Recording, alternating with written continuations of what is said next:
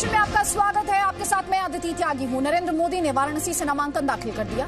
कल प्रधानमंत्री ने काशी में रोड शो किया था। रोड शो के बाद लोगों को संबोधित करते हुए प्रधानमंत्री ने एक बार फिर से राष्ट्रवाद की चर्चा की थी।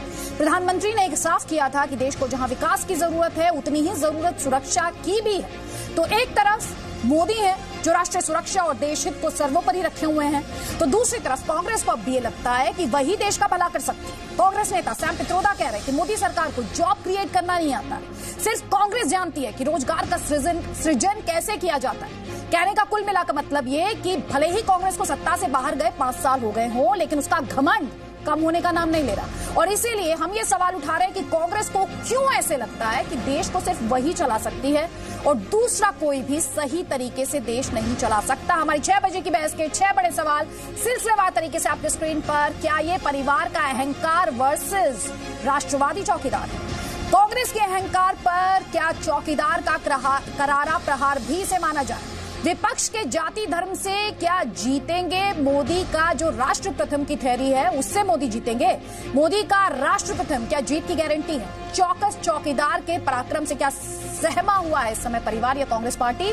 और साथ ही अब की बार विकास के साथ सुरक्षा देने वाली सरकार भी क्या मिलेगी? ये वो सभी सवाल जो हम उठाएंगे। कई खास मेहमान हमारे साथ,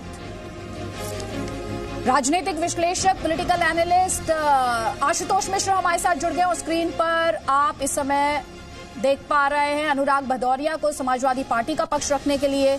आपको बता दूं बीजेपी की तरफ से राजीव जेटली हमारे साथ जुड़ेंगे। लेकिन आशुतोष मिश्र, इस बहस की शुरुआत में आप ही से करती हूं और इस सवाल के साथ, भाई कांग्रेस पार्टी, ये कुल मिलाकर वही बात हुई ना, रस्सी जल गई पर बल नहीं गए।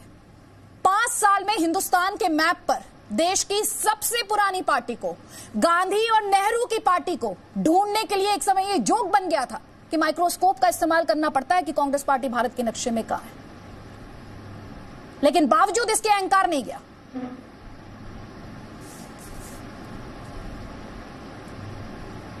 अभी आपने दिसंबर में देखा होगा कि इसी पार्टी ने जो पिछले 17 से कमबैक शुरू किया था, 2018 दिसंबर में आपने 3 प्रदेशों में जो उसको बहुमत मिला है उसको आपने देखा होगा।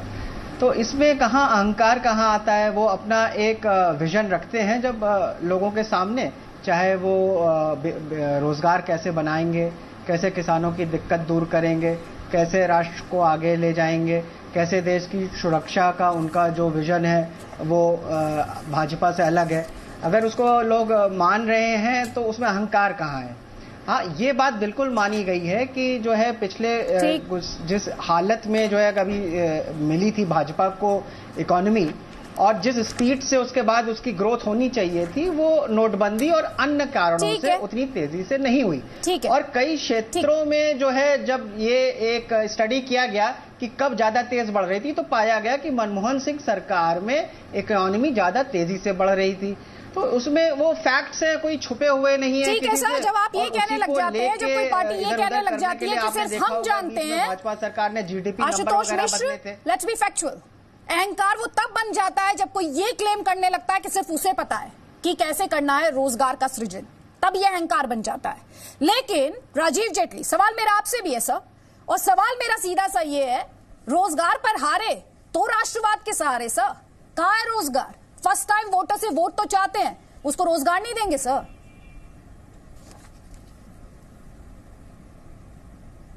क्यों नहीं देंगे? हम तो नहीं कहते ना, सरकारी आंकड़े हैं जो ये बताते हैं कितना रोजगार हमने दिया।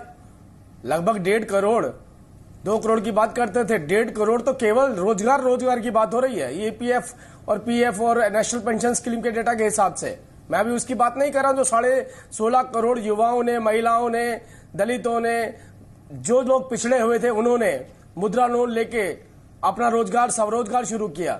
रोजगार स्वरोजगार कोई ऐसा चर्चा नहीं है, तो एक नारा बना दिया गया है। नारा भी इस तरीके से बनाया गया कि आपने रोजगार नहीं दिया, रोजगार नहीं दिया। हम बार बार आंकड़े रखते चले जा रहे हैं, बता रहे हैं, हम नहीं बता रहे हैं। ईपीएफ बता रहा है, पेंशन स्कीम बता रही है, ईएसआई बता रही है, कितने रजिस्ट्रेशन हुए हैं। इनको लगता है कि इसे रोजगार नहीं कहते। जो बेरोजगारी इनकी हुई है राजनीतिक पार्टियों की, जिनके पास रोजगार नहीं है, ये अपने रोजगार की बात कर रहे हैं। ये कह रहे हैं हमारा रोजगार छिन गया, हमारा तो रोजगारी राजनीति हुआ करता था। और वो लोग जो परिवारों से चलते थे, जिन्होंने आज तक एक साबुन नहीं बनाया होगा, वो आज भी लग्जरी जिंदगी जी रहे हैं, उनका रोजगार था, ये उनका प्रोफेशन था राजनीति, उनका रोना बिल्कुल वाजिब है अपनी जगह पे, उनका रोजगार छीना है। लेकिन आम व्यक्ति को हर वो सुविधा, आम व्यक्ति को हर वो बुनियादी सुविधा दी गई जिसका वो हकदार था। ठीक है सर, इनके हक छीन रहे हैं तो इसमें हमारा कोई लेना देना नहीं है, हमें ठीक है सर। अगली बार आपके पास आऊंगी ना सर, तो आपकी सरकार पर बड़ा आरोप यही लगता है कि रोजगार से जुड़ा हुआ जो डेटा है ना, या बेरोजगारी का जो डेटा है, वो सरकार ने दबाया है, वो छिपाया है सर, यही बड़ा आरोप है। और इसी पर मुझे आपका जवाब चाहिए। मैं 3 सर्वे आपके सामने रखूंगी, उम्मीद है आप ईमानदारी से उस फर्स्ट टाइम वोटर को जवाब देंगे जो इस समय आपको टीवी पर देख रहा होगा सर। लेकिन अनुराग भदौरिया, सवाल मेरा आपसे भी है सर, आप लोग अपनी कन्वीनियंस के हिसाब से गोल पोस्ट को शिफ्ट कर लेते हैं। कोई धर्म के नाम पर वोट मांगता है, कोई जाति के नाम पर वोट मांगता है, कोई राष्ट्र के नाम पर वोट मांगता है, जनता जाए तेल लेने, अपनी सुविधा से करेंगे राजनीति। अब ये परसेप्शन भारतीय जनता पार्टी का हो सकता है, हम तो चिल्ला चिल्ला के काम गिना के वोट मांगते हैं, और फिर आप ही लोग कहते हो कि 2017 में आप हार गए थे, लेकिन फिर भी मैं विकास का काम गिनाता हूं, आज भी गिना सकता हूं। हमने कभी जाति धर्म पे वोट नहीं मांगा। जाति धर्म पे अगर वोट कोई मांग रहा है तो भारतीय जनता पार्टी मांग रही है, धर्म के नाम पे, जाति के नाम पे। हमने कब मांगा जाति धर्म के नाम पे? हम तो चिल्ला चिल्ला के बोलते हैं कि मेट्रो मैंने बनाई है, हम मेट्रो के नाम पे वोट मांग रहे हैं जो हमने उत्तर प्रदेश में बनाई है। हमने एक्सप्रेसवे रोड्स बनाई है तो उसके नाम पे हम वोट मांग रहे हैं। हमने 108 एम्बुलेंस बनाया है जो बीमार लोगों को उनके घर तक पहुंचता है, गांव से ले जाकर हॉस्पिटल पहुंचाता है, उस पर वोट मांग रहे हैं। 109090 पे सुन तो लीजिए, 1090 पे वोट मांग रहे हैं जो हमने महिलाओं की सुरक्षा के लिए किया। 100 डायल पे हम वोट मांग रहे हैं। हमने समाजवादी पेंशन पे मांग रहे हैं जो महिला वृद्धा पेंशन को दी थी। हम तो विकास पे वोट मांग रहे हैं।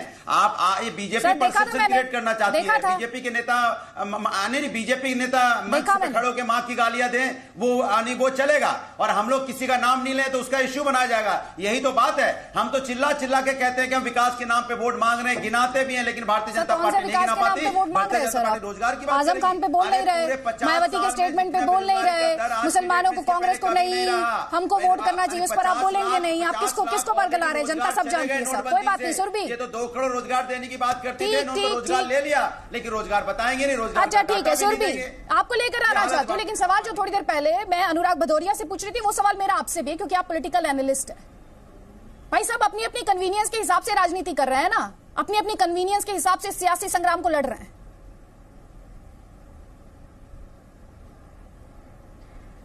अनुराग भदौरिया जी, विद ऑल रिस्पेक्ट, आप क्या मजाक कर रहे हैं क्या? आपका पार्टी और सब पार्टी उत्तर प्रदेश में बीजेपी के अलावा वो सब जातिवाद का राजनीति ही कर रहे हैं। ये सब party, the formation of these parties was based on the caste itself. तो आप ये देखिए, नरेंद्र मोदी ने रिजर्वेशन आकर्षण के बारे में ये इकोनॉमिकली वीकर सेक्शन के दिया हुआ, लेकिन जातिवाद का बारे में नहीं दिया है। और ये सबका नहीं सर, मैं बहुत रेस्पेक्टफुली बोल रहा हूँ। जनता को सब पता है, जनता को सब पता है।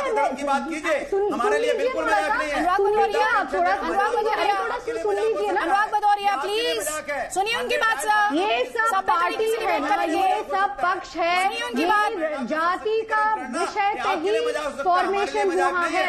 ये सब पार्टी है, दलितों का पार्टी, यादवों का पार्टी और किसी और का पार्टी।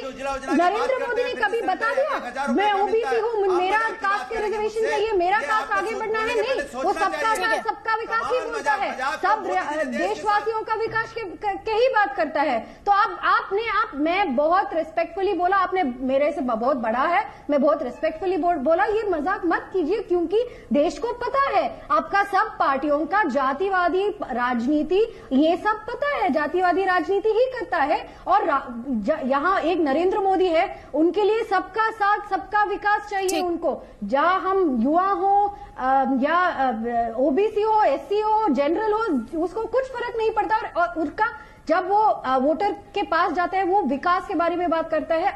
एक ही बात है, आपको ये मिला, ये मिला नहीं, आप किस जाति में है ये नहीं पूछता है। अच्छा ठीक है। लेकिन राजीव जेटली, आपके पास मैं एक बार फिर से लौट रही हूँ उसी सवाल के साथ जिस डेटा के बारे में हम लगातार बात कर रहे थे। मैंने आपसे कहा था मैं आपसे ये सवाल पूछूंगी।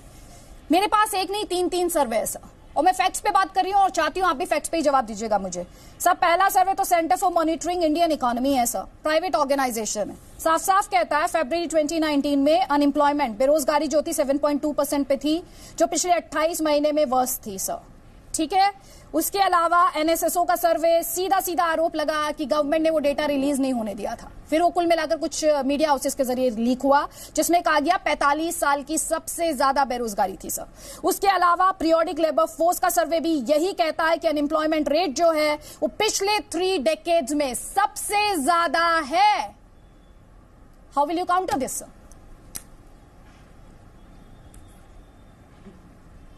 मैं आपको जवाब देना चाहता हूं। मुझे लगता है कि जब आप ये आंकड़े रखते हैं तो इसके साथ एक एजेंसी की और भी रिपोर्ट आई थी, उसको भी लेना चाहिए। उसको E&Y कहते हैं। उसमें बताया गया कि रोजगार की बिल्कुल भी कमी नहीं है। बेरोजगारी केवल इस नाम की है कि जो उपयुक्त युवा जिस रोजगार के लिए बने हैं वो उसको नहीं मिल पा रहे हैं। जहां स्किल की कमी होती है, अब उसे कहते हैं बेरोजगारी। अगर किसी को रोजगार मिल रहा है, वो उस काम को नहीं करना चाहता, उससे बड़ा काम करना चाहता है। मेरी रिपोर्ट नहीं कहता हूं, E&Y की रिपोर्ट की हवाला दे रहा हूं मैं, कि उन्होंने कहा कि वो उस रोजगार को नहीं लेना चाहता जिसे बेरोजगारी में गिन लिया जाता है। लेकिन जब आंकड़े की बात करते हैं तो मैंने आंकड़ा कोई अपना नहीं दिया। मैंने आंकड़ा दिया तो एम्प्लॉय प्रोविडेंट फंड का दिया। सर आप ये मानते हैं? सर ठीक है, अब मैं आपके आर्गुमेंट से पूछूं, आप ही की लाइन ऑफ आर्गुमेंट से पूछूं, आप मानते हैं? स्कीम का दिया। ये सभी आंकड़े सर आप ही की लाइन ऑफ आर्गुमेंट से पूछो। आपने कहा कि जिसका जो स्किल है वो उससे बड़ा जॉब करना चाहता है। कम से कम ये जो 3 सर्वे हैं, आप मानते हैं ये जो कह रहे हैं वो तो सही कह रहे हैं? फिर तो आप खुद ये बात एडमिट कर रहे हैं ना, आप उसकी वजह गिना रहे हैं मुझे। नहीं, मैं तो बिल्कुल नहीं। आप एक बात कर रही हैं रोजगार के आंकड़े के लेकर। रोजगार का आंकड़ा आप कहां से निकालेंगे? रोजगार का आंकड़ा वहीं से निकालेंगे जहां पर नियमित रूप से किसी का रजिस्ट्रेशन हुआ हो। रजिस्ट्रेशन करवाने के लिए राहुल गांधी अगर जाएंगे या अखिलेश यादव जाएंगे तो कहां जाएंगे? सबसे पहले वहीं जाएंगे ना। कहीं कहीं नौकरी करेंगे तो सबसे पहले पीएफ में उनका रजिस्ट्रेशन होगा, ESI में रजिस्ट्रेशन होगा। अरे जब ये लोग ESI और पीएफ में रजिस्ट्रेशन नहीं करवाएंगे तो राजनीति कहलाएंगे, और राजनीति कहलाएंगे तो वहां उनकी बेरोजगारी दिखती है। सियासी रंग दे रहे हैं। मेरा क्वेश्चन डेटा बेस्ड आशुतोष मिश्र, अपनी बेरोजगारी की बात कर रहे हैं। आप इनसे पूछिए साहब। मैं मेरा क्वेश्चन फैक्चुअल था, मेरा क्वेश्चन सर्वे बेस्ड था, ठीक है कोई बात नहीं। लेकिन आशुतोष मिश्र, कांग्रेस पार्टी में इतनी कंफ्यूजन क्यों है भाई? इतनी कंफ्यूजन क्यों है? एक तरफ अहंकार है, दूसरी तरफ कंफ्यूजन है। और मैं तो आज ही की बात कर लेती हूँ। प्रियंका गांधी वाड्रा को लेकर 2 स्टेटमेंट आए, सैम पित्रोदा और राजीव शुक्ला। किसी ने कहा प्रियंका गांधी वाड्रा का डिसीजन था, दूसरे ने कहा राहुल गांधी का डिसीजन था।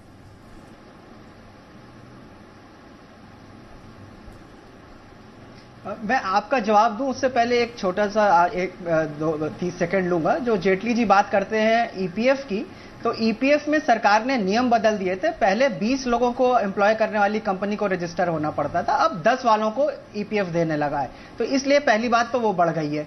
दूसरी, जो ये मुद्रा लोन की कहानी बार बार सुनाते हैं, तो उसके बारे में बहुत लिखा जा चुका है। और इन्होंने माइक्रो फाइनेंसिंग एक जो इंडस्ट्री थी उसको डिस्ट्रॉय कर दिया।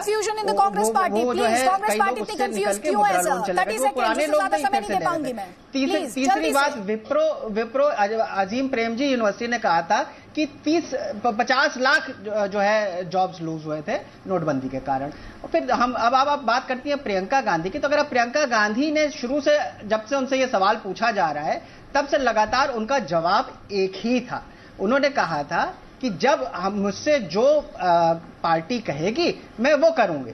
कहीं उसमें कोई भी उन्होंने अपने कथन से कभी ना वो हिली हैं ना हंसी हैं। और जब राहुल गांधी से भी पूछा गया था तो उन्होंने कहा था सस्पेंस मेंटेन करना अच्छी बात है। तो ये दोनों जो स्टेटमेंट्स को लेकर बात कर रही थी सर, बात सवाल को मत घुमाइए आप सर। आप सवाल को घुमा रहे हैं, वैसे चलेगा नहीं। कोई बात नहीं। सुरभि, क्लोजिंग कमेंट में आपको दे देती हूं। ठीक है, आप जवाब नहीं दे रहे सर। आशुतोष जी जवाब नहीं दे रहे आप, और मैं जानती हूं आपके पास जवाब है नहीं, क्योंकि कांग्रेस पार्टी और कंफ्यूजन एक दूसरे के पर्याय बन चुके हैं। ये उनका ट्रैक रिकॉर्ड दिखाता है। कोई बात नहीं। सुरभि, क्लोजिंग कमेंट के लिए आपके पास। मैं ये प्रियंका गांधी वाड्रा का विषय पे कुछ बताना चाहती थी। कांग्रेस ने एक बहुत बड़ा गलती किया। उनका ये ट्रम्प कार्ड था प्रियंका गांधी वाड्रा को मोदी के वर्सेस वाराणसी में कंटेस्ट करने के लिए, और ये उसका पूरा ऑप्टिक्स को वो रूइन किया। कैसे? वो टाइमिंग का वजह से। उसका beating Modi was never a possibility. लेकिन कांग्रेस फाइनली एक प्रिंसिपल ऑपोजिशन है, उनके पास ब्रेवरी है, करेज है मोदी को फेस करने के लिए। ये प्रूव करना था, और ये मिस चांस को वो मिस किया। और ये आपने जॉब्स का बारे में क्वेश्चन को पूछा, जॉब्स का बारे में मैं ये बताना चाहती थी कि अनऑर्गेनाइज सेक्टर का जॉब्स को हम मेजर करने के लिए अभी कोशिश कर रहे हैं। तो गवर्नमेंट का एफर्ट्स को आप थोड़ा पेशेंस और you should lord it that unorganise sector में जॉब्स का थोड़ा मेजरमेंट करना चाहता है, और ये मेजरमेंट को चेंज करने में it does not mean that jobs data is being hidden. तो ये हम एक बार we should take into consideration. Thank you very much. आपसे मेहमानों का बहुत बहुत शुक्रिया।